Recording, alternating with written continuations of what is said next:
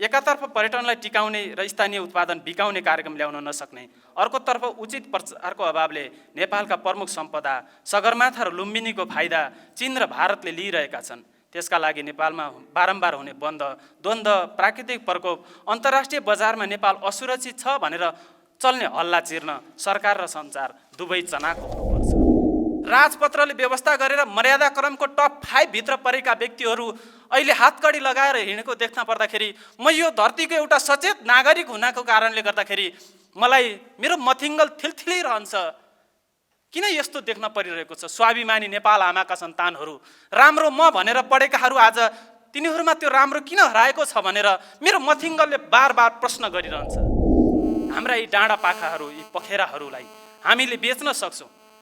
म जन्मेर मेरो जीवनको आधा उमेर बाँचिसक्दाखेरि पहिलोपटक सामुदायिक ठुलासुवारा सामुदायिक होमस्टेमा आएँ। यो सञ्चारकै कारणले गर्दाखेरि आउन पाएँ। यो तपाईँहरूका लागि सौभाग्य हो। यहाँ आएर म बसेको घरमा सौभाग्यले 92 वर्षको बुवासित कुराकानी गर्न पाएँ। हाम्रा आएका यी 22 जना पत्रकार साथीहरूले लेख्ने समाचारका एङ्गलहरू 22 वटा हुन्छन् र राज्यको चौथो अङ्ग मानिएको पत्रकारलाई पनि त्यो परिवर्तनसँगै आएका ती अराजक बाछिटाहरूले यसरी गोलबन्द गरिदियो कि पत्रकारहरू फलानो पार्टीको, ढिस्कानो पार्टीको, फलानो सङ्गठनको भनेर दलीय भागभण्डामा पत्रकारहरू जाँदाखेरि नेपालको पत्रकारिता जस्तो नभएर पर्चाकारिता जस्तो भयो र त्यसैले स्वतन्त्र पत्रकार जन्मेर अहिले 29 जिल्लामा यसका शाखाहरू विस्तार भएका छन्। तपाईं हाम्रो सोच र नयाँ खोज।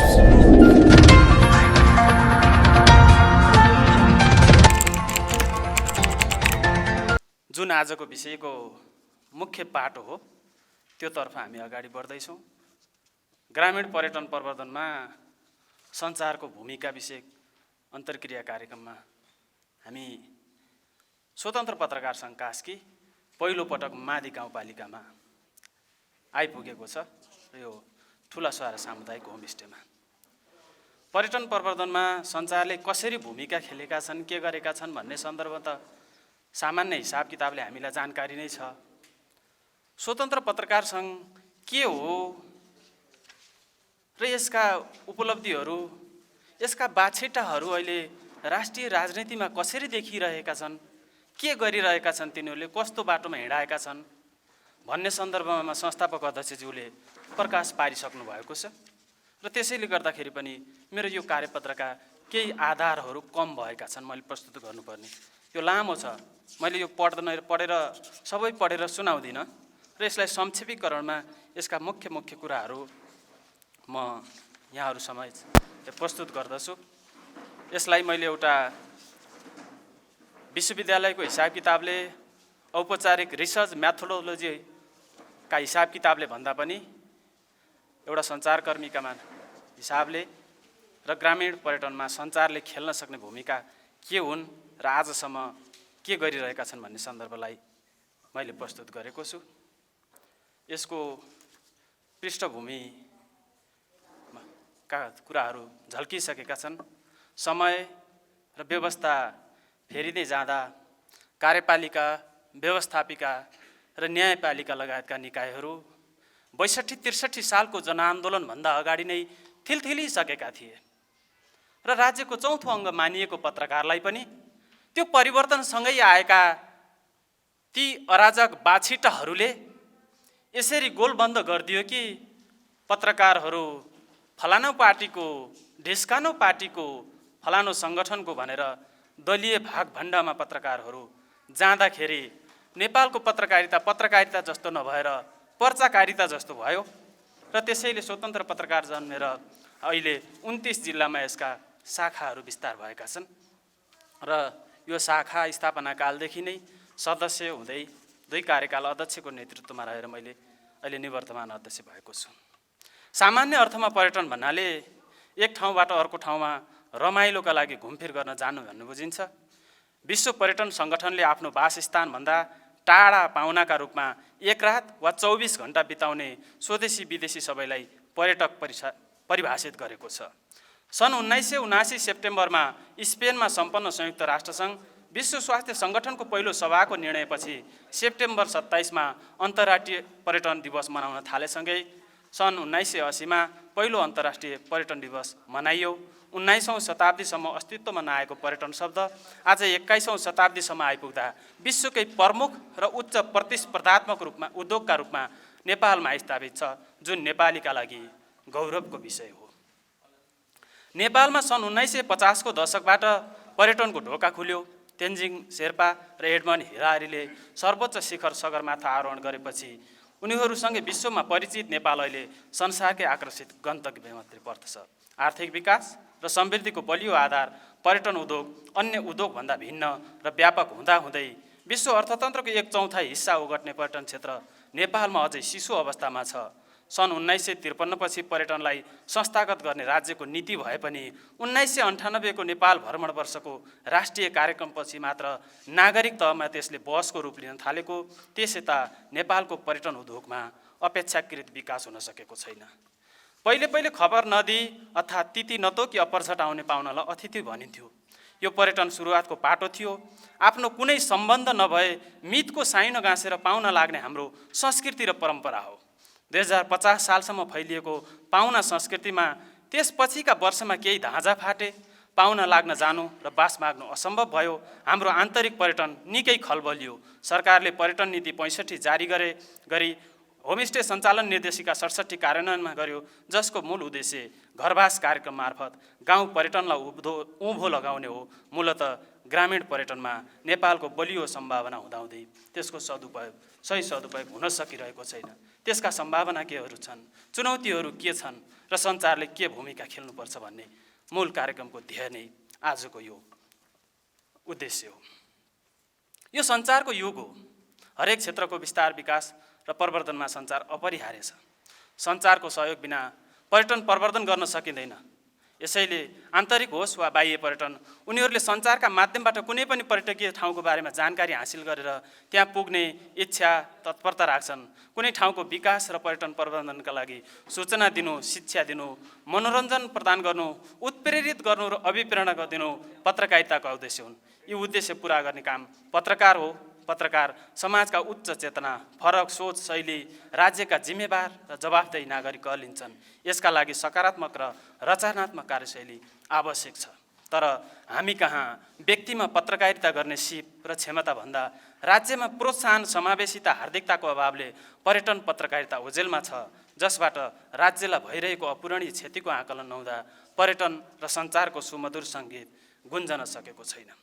एउटा उदाहरण नेपालको पर्यटकीय सम्भावनालाई बेलायतका राजकुमार ह्यारीको नेपाल भ्रमणले पुष्टि गरेको छ।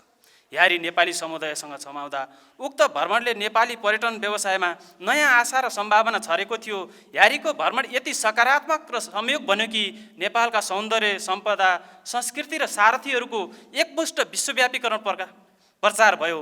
त्यो समयमा सञ्चारले खेलेको भूमिका पर्यटन प्रवर्धनका लागि नेपाल सरकारले गर्ने अरबौँको लगानी भन्दा कयौँ गुणा शक्तिशाली भएको सत्यलाई अहिले हामीले छोपेर पनि छोप्न सकिँदैन।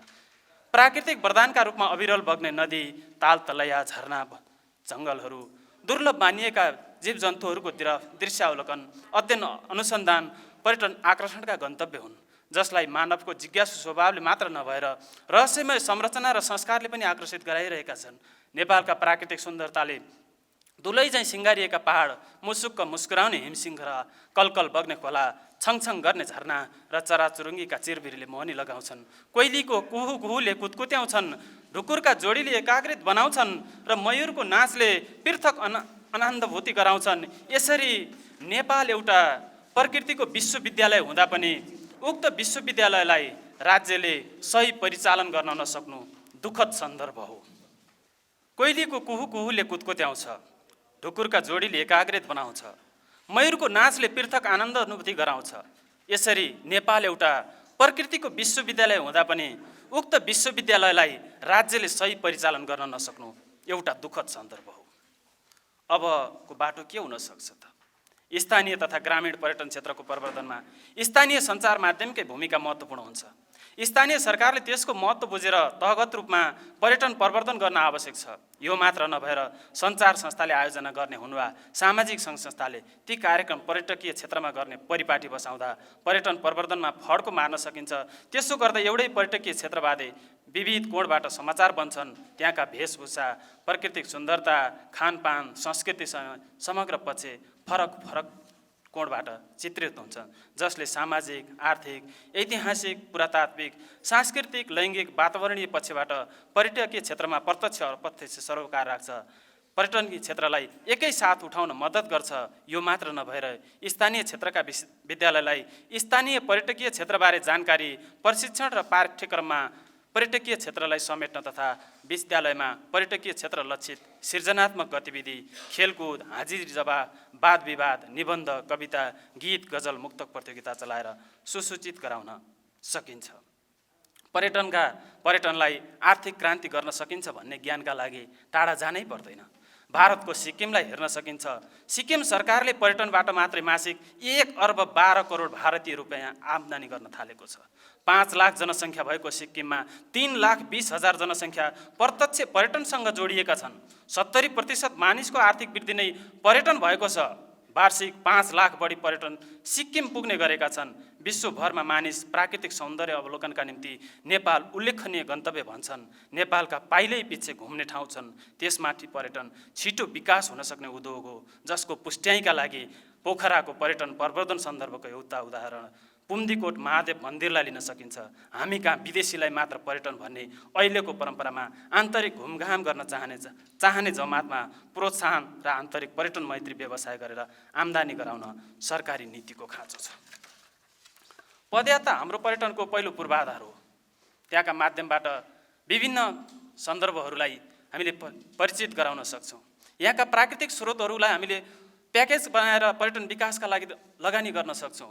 एक ठाउँबाट अर्को ठाउँको प्रमोसन गर्दा ग्रामीण पर्यटनको अवधारणा बमोजिम नेपाली युवामा सस्तोमा श्रम बेच्न विदेशिनु पर्दैन, खेतबारी बाँझो रहँदैन, होमस्टेका कारण घर खाली हुँदैनन् भन्ने सन्दर्भलाई हाम्रा पूर्व वक्ताले पनि प्रस्ट्याइसक्नु भएको छ।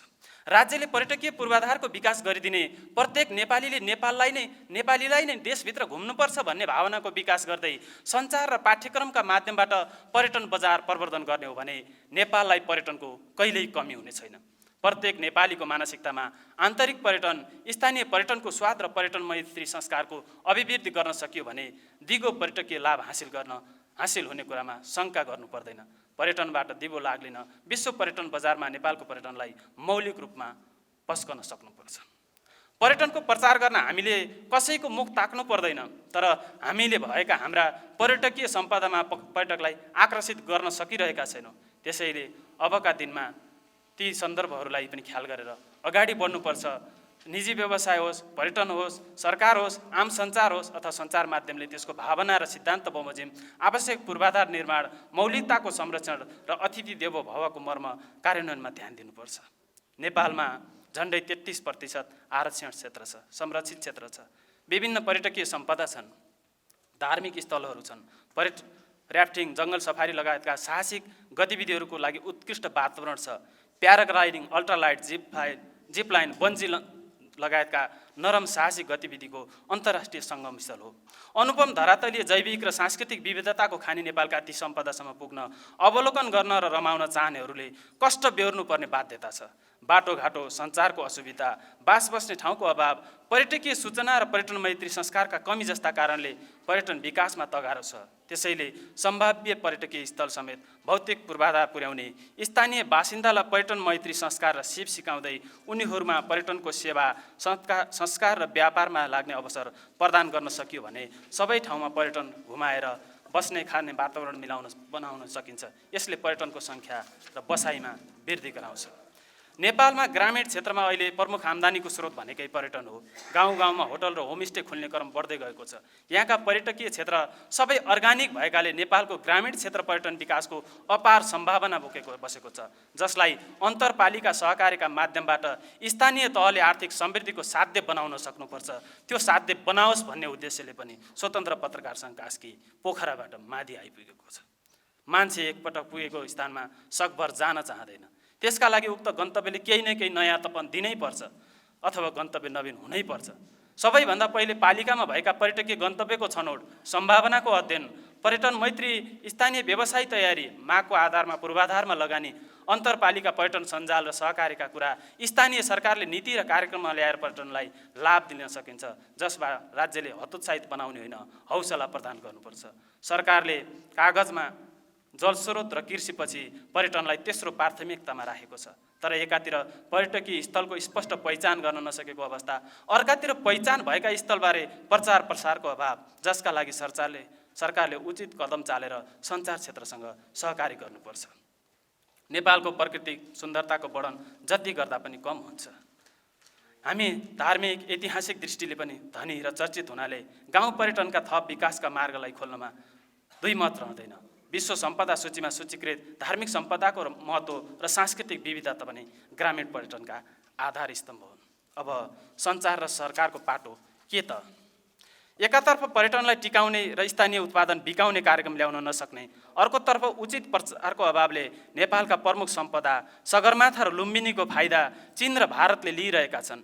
त्यसका लागि नेपालमा बारम्बार हुने बन्द, द्वन्द्व, प्राकृतिक प्रकोप, अन्तर्राष्ट्रिय बजारमा नेपाल असुरक्षित छ भनेर चल्ने हल्ला चिर्न सरकार र सञ्चार दुवै चनाखो हुनुपर्छ।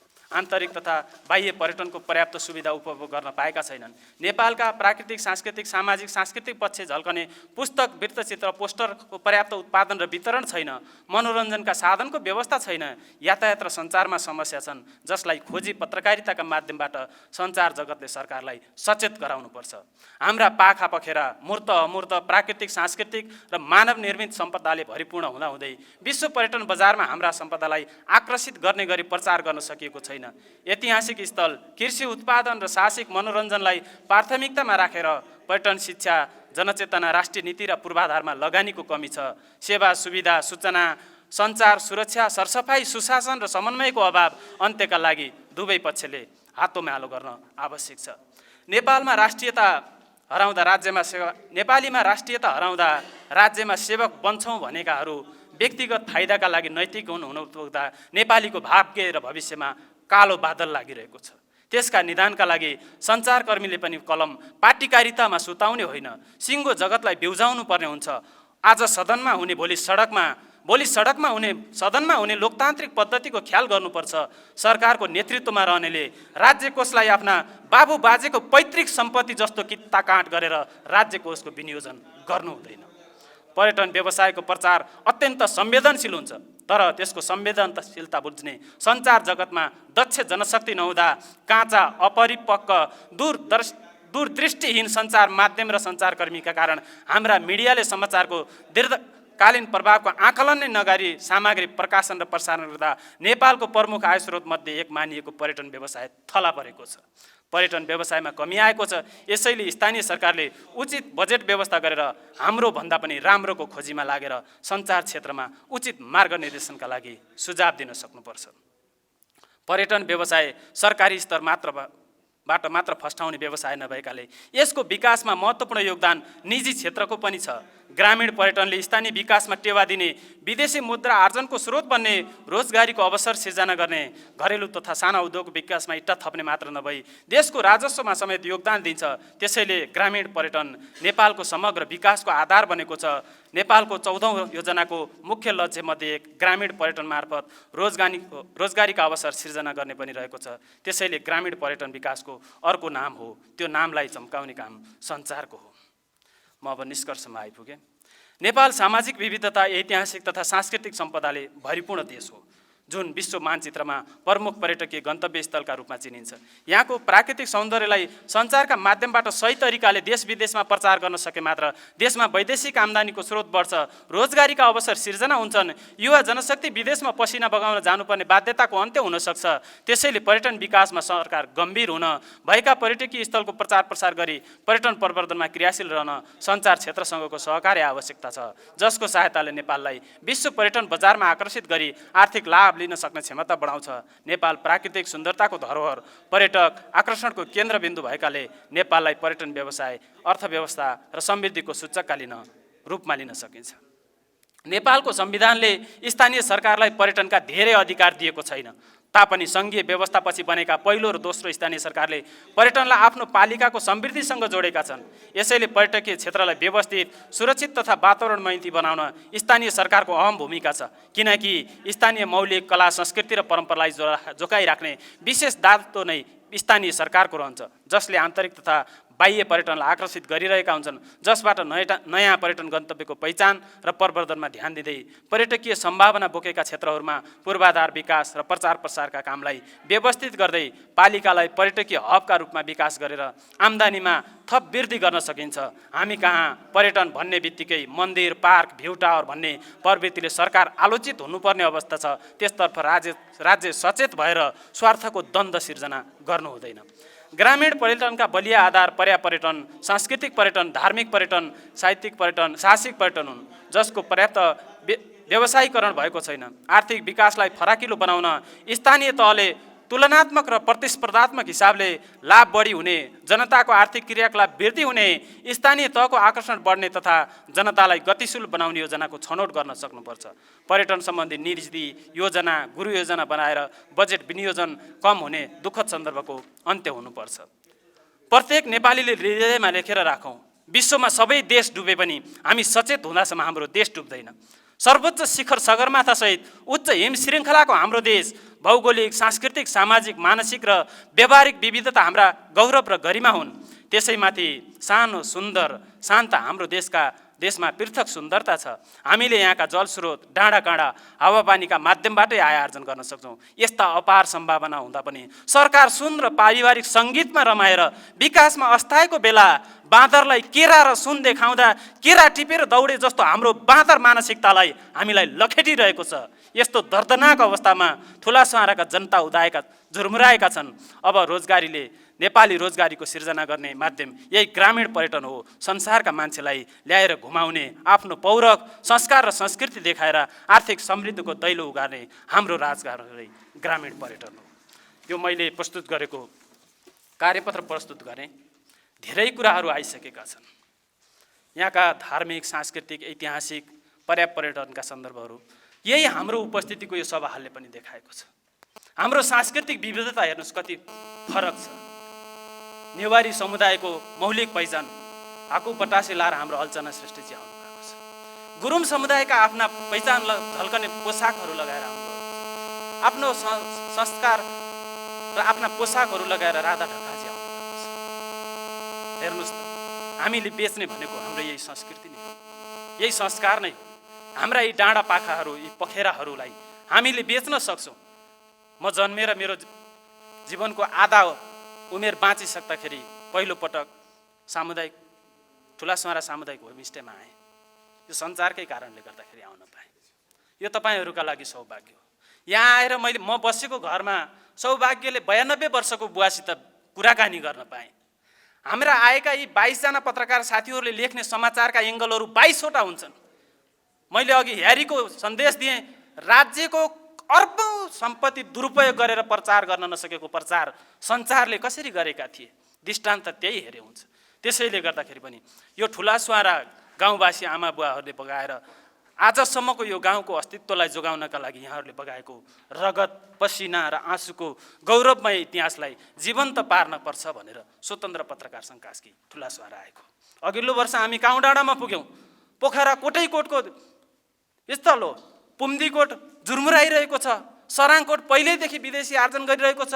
नुवाकोटको ऐतिहासिकता आफ्नै ठाउँमा छ, तर त्यही काउकोट ओझेलमा छ किन भनेर हामीले प्रश्न गऱ्यौँ। यसै गरेर ठुलासुवारा सामुदायिक होमस्टे सञ्चालन हुँदै गर्दाखेरि यहाँका समस्याहरू के छन्, प्रचार कसरी गर्न सकिन्छ र स्थानीय सरकारको दायित्व के हो भनेर दायित्व बोध गराउनलाई पनि हामी यहाँ आयौँ। स्वतन्त्र पत्रकारहरू मैले यहीँ भनिसकेको छु। राज्यको नीति हेर्ने दृष्टिकोण हामी सङ्कुचित मानसिकताभन्दा माथि उठ्न सकेका छैनौँ। सरकार सुन र पारिवारिक सङ्गीतमा रुमलिरहेको अवस्था छ। राजपत्रले व्यवस्था गरेर मर्यादा क्रमको टप 5 भित्र परेका व्यक्तिहरू अहिले हातकडी लगाएर हिँडेको देख्न पर्दाखेरि म यो धरतीको एउटा सचेत नागरिक हुनाको कारणले गर्दाखेरि मलाई मेरो मथिङ्गल थिलथिलिरहन्छ। किन यस्तो देख्न परिरहेको छ? स्वाभिमानी नेपाल आमाका सन्तानहरू, राम्रो म भनेर पढेकाहरू आज तिनीहरूमा त्यो राम्रो किन हराएको छ भनेर मेरो मथिङ्गलले बार बार प्रश्न गरिरहन्छ। स्थानीय सरकार प्रमुखज्यू हुनुहुन्छ, पानीको समस्या रहेछ यहाँ, त्यसमा ध्यान पुगोस्। हाम्रो सञ्चारको माध्यमबाट हामीले त्यसलाई पहल गर्नका लागि हाम्रा कलमले जे गर्न सक्छ हामी त्यसका लागि प्रतिबद्ध छौँ। र एउटा मेरो सुझाव, तपाईहरूलाई यो सामुदायिक होमस्टे सञ्चालन गर्नुभएको छ, हामीले सुधार्नुपर्ने कुराहरू के छन् भनेर एउटा सुझाव पेटिका यो सामुदायिक हलमा राख्नुहोस्। तपाईहरूले दिएको आतिथ्यता स्वागत सत्कार हामी सबैका लागि स्तुत्य छ, तर केही कमी कमजोरीहरू हुन सक्छन्, केही सीमाहरू हुन सक्छन्। ती सीमाहरूलाई कम गर्नका लागि एउटा सुझाव पेटिका राख्नुभयो भने अवश्य पनि केही न केही मनमा लागेका कुराहरू त्यहाँ लेखेर कसैले छोड्नुहुनेछ, त्यसबाट तपाईँका आगामी गल्तीहरू सच्याउनका लागि एउटा माध्यम बनेछ। र यो होमस्टे छिर्ने ठाउँमा सरकारले एउटा गेटको व्यवस्था, एउटा गेट बनाइदियोस्, ठुला सामुदायिक होमस्टे बनाइदियोस्। म स्याङ्जामा जन्मे, पोखरामा बस्छु, भिरकोट नगरपालिकाले 20 लाख खर्च गरेर भक्तपुरका कालीगढलाई ल्याएर गेट बनाएको छ। त्यो राज्यको 20 लाख रुपियाँ खर्च हामीले प्रचार गर्नेहरूले गलत तरिकाले प्रचार गरिदिन्छौँ। भक्तपुरै इँटा ल्याएर त्यहाँ प्रचार गरेको छ, हाम्रो कला संस्कृति झल्किएको छ। भिरकोटका बासिन्दा आमा बुवाहरूले नमस्कार गरेर गेटमा स्वागत गरेका छन्। त्यो देखेर हामीलाई फोटो खिच्दाखेरि हामीलाई गौरवको अनुभूति हुन्छ। राज्यले पैसा राम्रो भन्दा पनि हाम्रोका लागि, मैले अघि नै पनि भने, बाउ बाजेको वीरता बाँडे चाहिँ गरेर विनियोजन गरिरहेका छन्। त्यो मानसिकताको अन्त्य हुनुपर्छ।